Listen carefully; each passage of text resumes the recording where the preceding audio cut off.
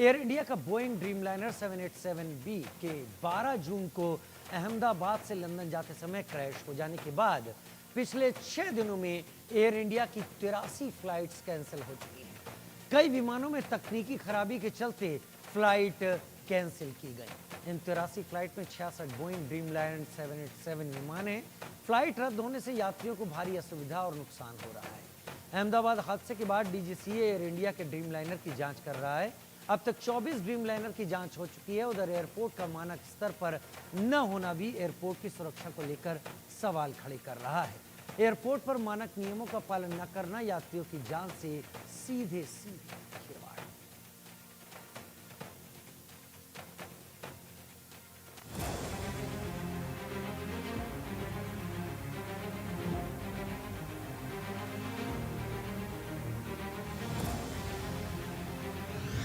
अहमदाबाद विमान हादसा, सवालों में एयर इंडिया।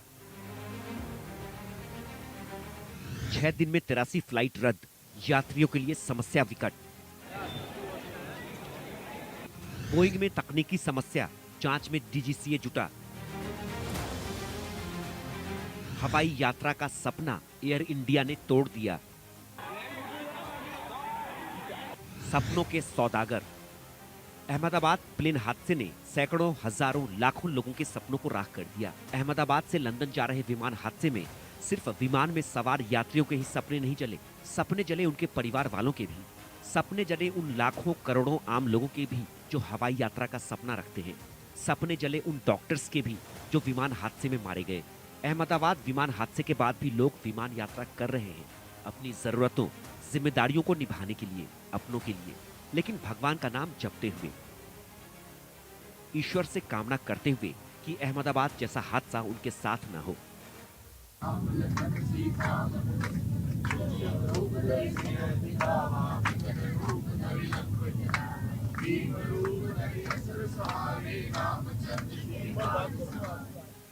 हर आदमी का सपना होता है कि कम से कम एक बार ही सही विमान में जरूर बैठे, बादलों को महसूस करे, बादलों के पार आसमान से अपनी धरती को देखे।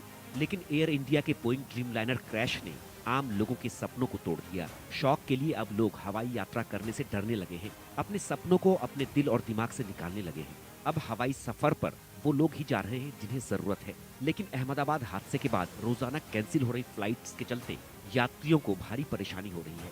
उनके जरूरी काम पूरे नहीं हो रहे हैं, जिनसे उन्हें भारी नुकसान भी हो रहा है। एयर इंडिया की 6 दिनों में 83 फ्लाइट कैंसिल हो चुकी है। इनमें 66 फ्लाइट बोइंग ड्रीमलाइनर की भी शामिल है। सुरक्षा कारणों से रद्द की गई उड़ानें। डीजीसीए कर रहा एयर इंडिया के बोइंग ड्रीमलाइनर की जांच। एयर इंडिया के बेड़े में 33 बोइंग ड्रीमलाइनर 787-8 हैं। 24 ड्रीमलाइनर की जांच पूरी हो चुकी है, सभी सुरक्षित पाए गए हैं।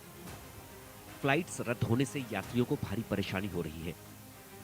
अहमदाबाद में हुए प्लेन क्रैश में विमान सवार 242 में से 241 यात्री की मौत हो गई। इस घटना ने देश और दुनिया को हिलाकर रख दिया। इसी के बाद बोइंग ड्रीमलाइनर की सुरक्षा को लेकर सवाल उठने लगे हैं। आए दिन एयर इंडिया की फ्लाइट में तकनीकी समस्याएं आ रही हैं, जिसके चलते कई फ्लाइट को वापस लौटना पड़ा है। उधर डीजीसीए एयर इंडिया के ड्रीमलाइनर की जांच कर रहा है। इस वक्त हम नई दिल्ली के डोमेस्टिक एयरपोर्ट के पास मौजूद हैं। जिस तरीके से 12 जून को बोइंग 7878 ड्रीमलाइनर क्षतिग्रस्त हुआ था और जिसमें कई लोगों की जानें गई थी, उसके बाद से तकरीबन 12 जून से 17 जून के बीच 83 जो फ्लाइट है वो कैंसिल हुई है, जिसमें से 66 जो फ्लाइट है 787 बोइंग जो एयर इंडिया की वो फ्लाइट है। हालांकि एयर इंडिया ने इस पूरे मामले में ये बताया है कि सुरक्षा की को लेकर ऐसी कोई बात नहीं है और पूरी सुरक्षा का इंतज़ाम किया जा रहा है।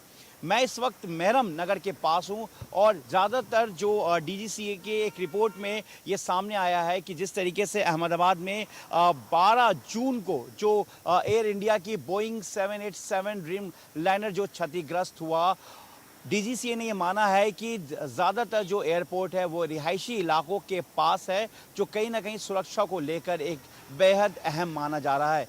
हालांकि मैं मेहरम नगर में हूँ इस वक्त, जो दिल्ली के डोमेस्टिक एयरपोर्ट के पास है, और यहाँ एयरपोर्ट के पास जिस तरीके से रिहायशी इलाका और ऐसे को लेकर डीजीसीए की माने तो जानकारों के मुताबिक डीजीसीए ने एक अपनी रिपोर्ट में ये माना है कि अहमदाबाद में जिस तरीके से ये दुर्घटना हुई, एयरपोर्ट के पास ही रिहायशी इलाका था, कई ऐसे मकानें बनी हुई थी, जिस तरीके से पूरा क्षतिग्रस्त हुआ और कई लोगों की जान गई। तो इसको लेकर जो है ये माना जा रहा है कि 83 फ्लाइटें कहीं ना कहीं इस वक्त इफेक्टेड हुआ है 12 से लेकर 17 जून के बीच, लेकिन जिसमें से अकेला 66 जो फ्लाइटें रद्द हुई हैं वो बोइंग 787 की है।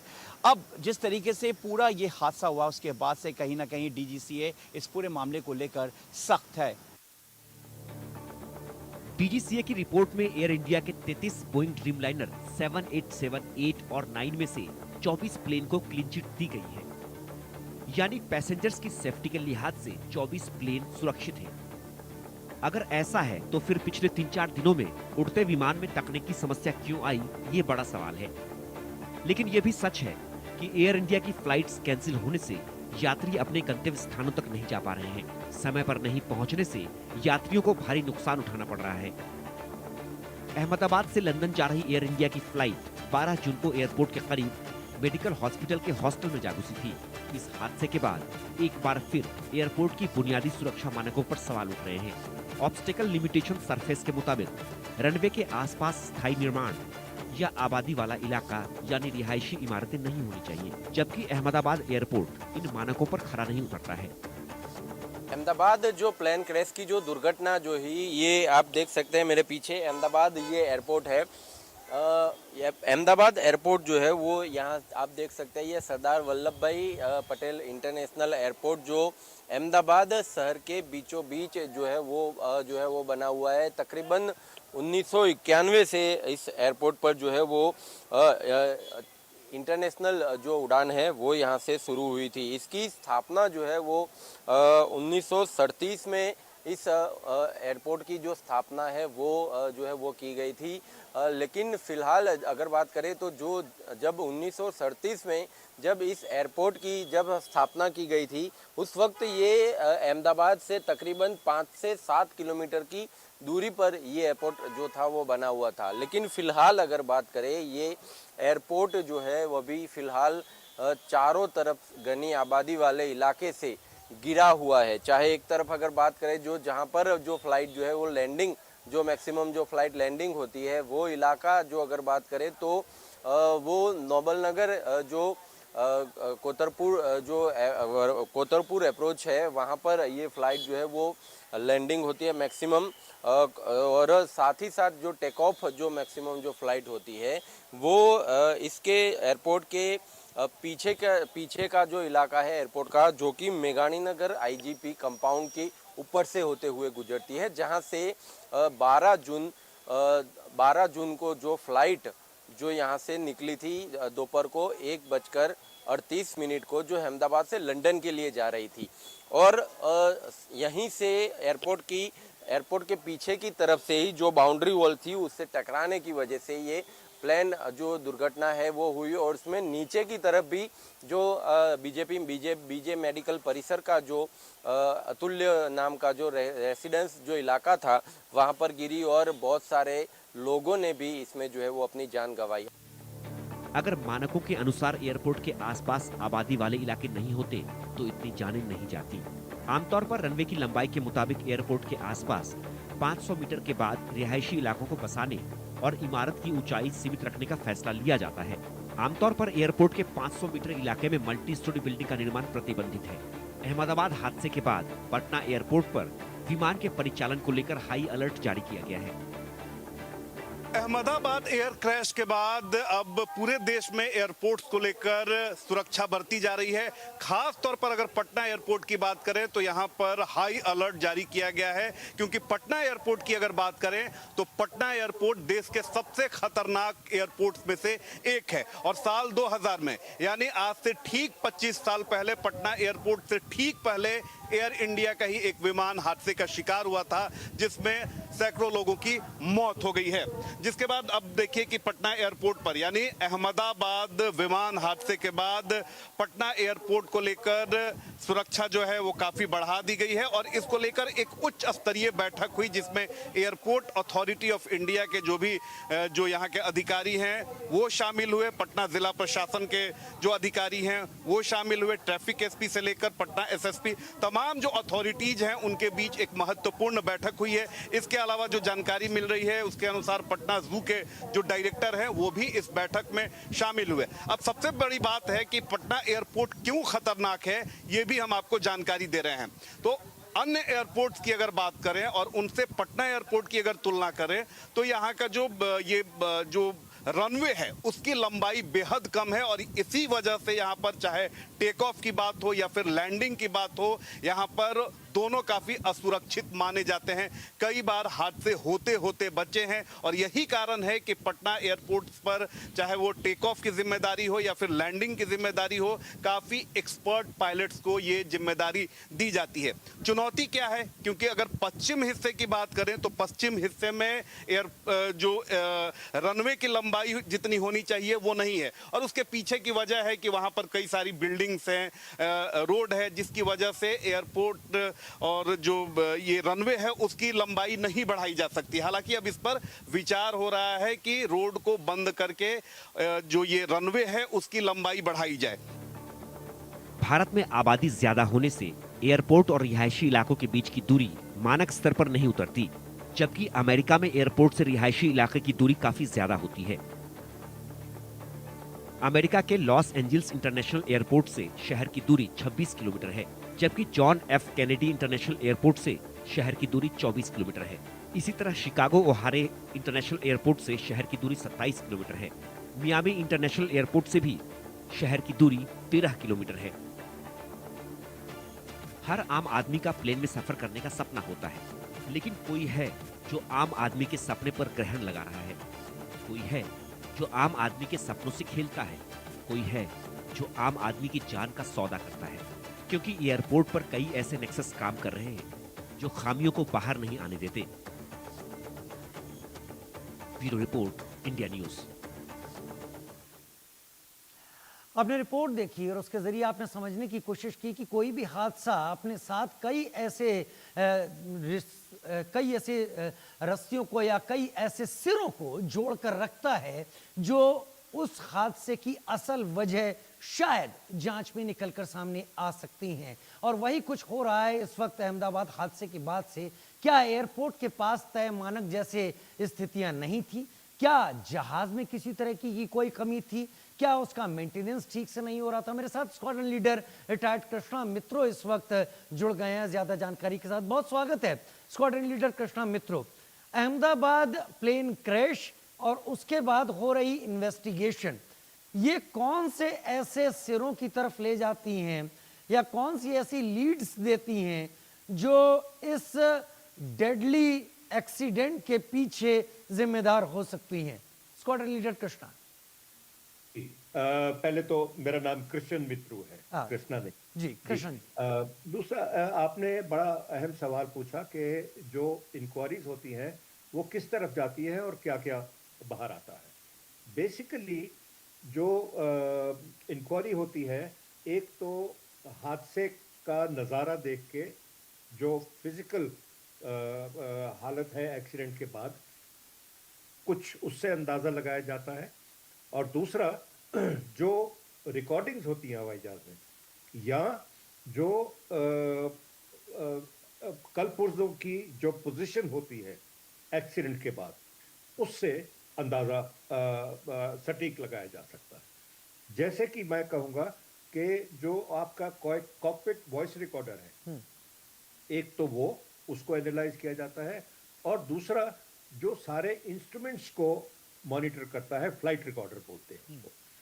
अब ये जो दो चीज़ें हैं, ये आपको जो कॉकपिट वॉइस रिकॉर्डर है वो आपको ये बताता है कि हादसे से कुछ पहले और हादसे के दौरान आपस में कॉकपिट में क्रू की क्या बातचीत हुई, कोई ऐसा सिग्नल कहा गया जो कि ट्रांसमिट नहीं हुआ, इस एटीसी को पता नहीं लगा, और जो कॉकपिट में पायलट या पायलट और अदर क्रू से बातचीत हुई, उससे बहुत कुछ अंदाज़ा लगाया जा सकता है कि कॉकपिट में उस टाइम पे क्या हालत थी। मैं यहाँ पे छोटी सी एक बात कहना चाहूँगा कि जो सब्रवाल साहब की, पायलट जो थे सब्रवाल साहब की जो रिकॉर्डिंग आई है, शुरू में हमने पहले दिन या दूसरे दिन सुनी थी, वो कहते थे नो पावर। नो पावर का उस वक्त मतलब ये निकाला गया था कि यहाँ तो बिजली की पावर नहीं थी और यहाँ इंजन की पावर नहीं थी। पावर दोनों तरफ से इस्तेमाल किया जाता है, वेदर इंजन की पावर या वो क्या कह रहे थे वो क्लियर नहीं था। अब इस चीज़ को हम कॉकपिट जो जो जो आपका इंस्ट्रूमेंट रिकॉर्डर है, जो फ्लाइट रिकॉर्डर है, उसको कोरिलेट करके वॉइस रिकॉर्डर के साथ मैच करके ये बहुत हद तक सटीक पता लग जाता है कि कॉकपिट में उस वक्त क्या हुआ होगा। हवाई जहाज को अगर कोई एक्सीडेंट से पहले कोई इंजन फेलियर हुआ है या कोई सप्लाई फेल हुई है या कुछ हुआ है, तो उससे एनालिसिस करके बहुत कुछ हम ऑलमोस्ट श्योरिटी से ये कह सकते हैं कि हवाई जहाज के की एक्सीडेंट का ये वजह रही हो। अब स्कॉट उसके बाद जी, जो तीसरी चीज आती है इसमें, आई विटनेस। आई विटनेस भी कई बार बहुत अच्छे अच्छे क्लूज देते हैं, जिससे ये पता लगता है कि अब जैसे इसी जहाज की हम बात करें, इसी एक्सीडेंट की हम बात करें, 171 की फ्लाइट एयर इंडिया 71 की बात करें, तो टेक ऑफ, रोल और क्रैश तक एक वीडियो हमें देखने को मिली। लेकिन उस वीडियो में एक बहुत क्रूशियल पॉइंट था जहां पे कि नोज अप की जाती है, जी, नोज अप जी। है, और उसके बाद जब जहाज जमीन छोड़ता है, ये दो पोजीशंस बहुत क्लियर नहीं है क्योंकि उसके कैमरा के सामने हट आ गए। इसका क्या इलाज है, क्या हो सकता है, ये तो बाद में बात करें। लेकिन एक बड़ी वजह इतने ज़्यादा डेथ्स होने की ये है कि इमीडिएटली रनवे के बाद जो सेफ्टी फनल थी वहाँ पे तो कंस्ट्रक्शन हुई है, आप डॉक्टरों का हॉस्टल है। ये आप अभी बता रहे थे कि इस शहर से एयरपोर्ट इतनी दूर है, इस शहर से एयरपोर्ट इतनी दूर है, 20 किलोमीटर, 25 किलोमीटर, 26 किलोमीटर, व्हाटएवर। लेकिन क्या हमने वो मानक अख्तियार किए थे? नहीं किए थे। दूसरी बात, अगर हम दूसरे देशों की बात करते हैं, distance from runway to the population, हम सिर्फ ये नहीं कह सकते कि ये शहर 25 किलोमीटर दूर था रनवे से। उस रनवे के इर्द गिर्द 5 किलोमीटर दायरे में या 10 किलोमीटर दायरे में अप्रोच फनल में, अप्रोच फनल क्या होती है मैं एक बहुत आसान तरीके से समझाऊं। अगर ये हमारा रनवे है, मैं सफेद चीज लेता हूं और बताने के लिए, अगर ये हमारा रनवे है, रनवे के इस सिरे पे और रनवे के इस सिरे पे, दोनों सिरों पे एक 20 डिग्री का या 15 डिग्री का एक कोण बनता है, और ये जो डिस्टेंस है रनवे एंड से, ये 5 किलोमीटर का डिस्टेंस, इस आर्क में, इस फनल में कोई कंस्ट्रक्शन नहीं होनी चाहिए। एग्जैक्टली। और ये हमें बताता है कि ये सेफ्टी फनल है। सेफ्टी फनल जो है, इसमें कोई कंस्ट्रक्शन नहीं होनी चाहिए। हिंदुस्तान में आप देखें, दिल्ली की बात करें आप, द्वारका भरा पड़ा है जी, वसंत कुंज भरा पड़ा है पॉपुलेशन से। वसंत कुंज पे जहां तक कि मेरी नॉलेज है 2 एयर क्रैश हो चुके हैं। Aircraft had undershot the runway. हादसा लैंडिंग पे भी होता है, हादसा टेक ऑफ पे भी होता है। अब ये दोनों हालत जो है, ये हमें सोच के चलनी है कि जो पॉपुलेशन सेफ्टी फनल में है, उनका हम क्या करें, उनको हम कैसे हटाएं। जैसे अभी पटना एयरपोर्ट की बात हो रही थी, पटना एयरपोर्ट में आप कहते हैं कि सड़क बंद करके, अरे सड़क बनी कैसे वहां पे? डीजीसीए से परमिशन ली गई क्या? नहीं ली गई। कोई इंटरनेशनल, हम जब इंटरनेशनल एयरपोर्ट्स ऑपरेट करते हैं, फ्लाइट्स ऑपरेट करते हैं, तो इंटरनेशनल अथॉरिटी से भी तो परमिशन ली जाती है। वो परमिशन ली गई? शायद नहीं। हम ज्यादातर डेवलपमेंट में जाते हैं सेफ्टी को भूल के। बहुत एक इंपॉर्टेंट बात मैं ये कहना चाहूंगा कि ये हादसा हुआ और इसके बाद 5 दिन में 82, 83, 83 हादसे और छोटे मोटे हुए, जहां पे के हवाई जहाज नीचे आ गया या जो भी हुआ। आप देखो, एक बात आपको समझनी पड़ेगी, गर्मी कितनी पड़ रही है। आप अगर धूप में जाते हैं तो आपका क्या हाल होता है। जो हवाई जहाज है वो आफ्टर ऑल इंस्ट्रूमेंट है। आप कहते हैं गाड़ी का टायर प्रेशर जो है आप इतना रखें, ज्यादा रखेंगे तो गर्मी से फटता है। हादसे हुए, बॉम्बे एक्सप्रेसवे पे हादसे हुए, जब टायर फटा है गर्मी से। इतनी गर्मी में कौन सा इंस्ट्रूमेंट जवाब दे जाता है, वो आपको नहीं मालूम। ठीक है सर, ठीक है, आप मेरे साथ बने रहिए, आप मेरे साथ बने रहिए। मैं अपने दर्शकों को बता दूं, ग्राफिक्स के जरिए भी कुछ जानकारी दे दूं। आपने बहुत अच्छी तरीके से यहाँ समझाया कि ये फनल जो होती है, इस फनल का यहाँ पर होना बहुत ज़रूरी है।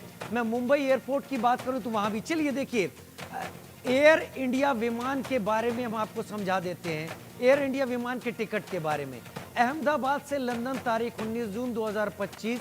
एयर ट्रांसपोर्टेशन चार्ज जो आपको यहाँ दिख रहा है, ये 86,996 रुपए है, जिसमें बेस प्राइस 78,230 रुपए करीब बेस प्राइस है और कैरियर इम्पोज सरचार्ज 8,606 है। क्यूट फी यानी वहाँ की 160 रुपए के करीब क्यूट फी है। ये पूरा एक विमान का टिकट है जो कि एयर इंडिया का अहमदाबाद से लंदन का है। 83 फ्लाइट यहाँ पर अब तक कैंसिल हो चुकी हैं, लेकिन back to back Ahmedabad London की फ्लाइट कैंसिल हो रही हैं। हम टिकट का डिस्ट्रीब्यूशन दिखा रहे हैं, किस मद में कहाँ क्या क्या पैसा जा रहा है। जो लोग यात्रा कर रहे हैं, यात्रा करने जा रहे हैं, उनकी फ्लाइट कैंसिल हो रही है, उनको बहुत सारी परेशानी होती है। टैक्स, फी और चार्जेस 13,064 रुपए करीब खर्चा यहाँ पर इसमें लगता है। यूजर डेवलपमेंट फी का डिपार्चर के टाइम 1,405 रुपए, एविएशन सिक्योरिटी फी 1,219 और जीएसटी 10,440 रुपए।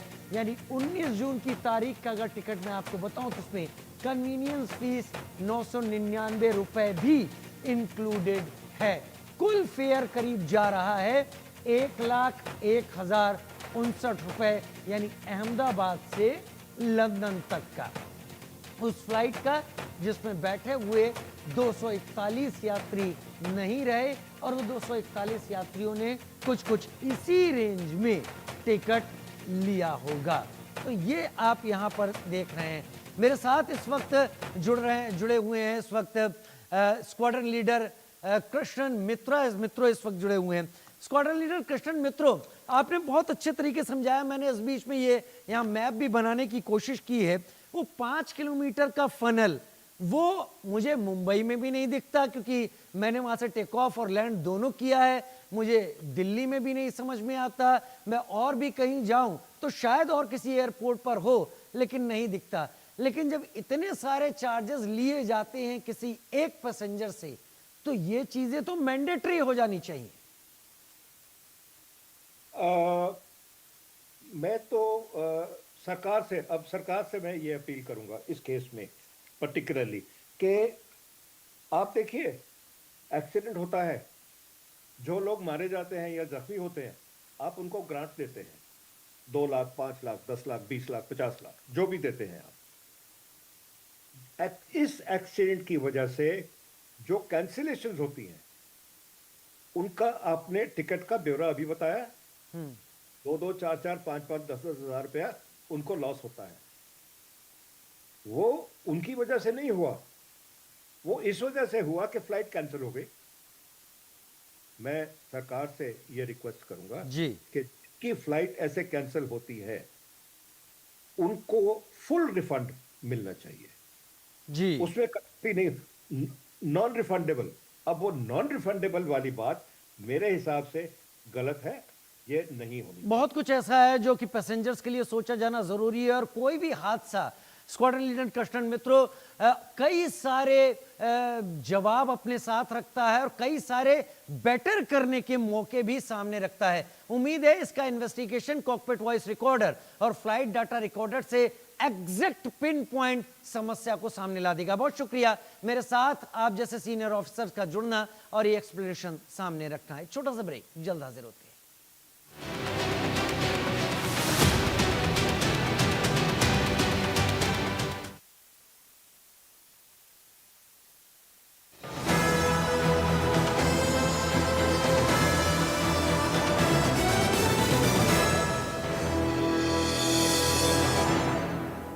गोल्डी मसाले के 100 ग्राम के स्पेशल पैक्स में फ्रेशनेस लॉक है। ऐसे गोल्डी मसाले